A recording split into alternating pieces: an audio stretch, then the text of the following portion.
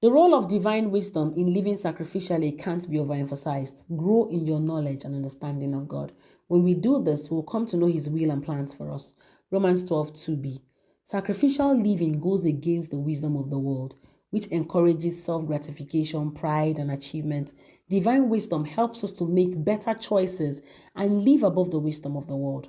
By the world's standard, when you are cheated out of your rights, they call you foolish. By God's standard, you are blessed. Matthew 5:11. Apostle Paul wrote to the believers in Corinth in 1 Corinthians 6:7b-8, which says, why not just accept the injustice and leave it at that? Why not let yourselves be cheated? Instead, you yourselves are the ones who do wrong and cheat, even your fellow believers. We have a lot of believers who would rather cheat and be comfortable doing that than being cheated. If I were to ask you, which would you prefer? Of course, none is preferable, but none is also inevitable. Apostle Paul says that the only way to avoid such is to leave this world. 1 Corinthians 5:10. You remember Jacob in the Bible, Genesis 26:18-22. We see Jacob's servant, after digging a well, was claimed by the shepherds of Gerar.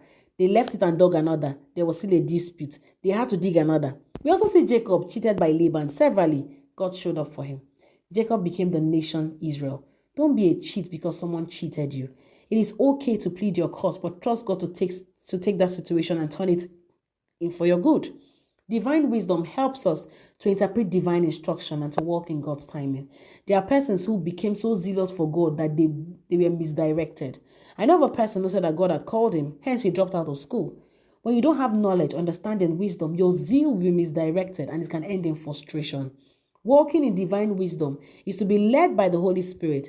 It is also wisdom to know certain associations you must avoid that will kill your fire for God. Iron sharpens iron. When you walk with fools, the end is destruction.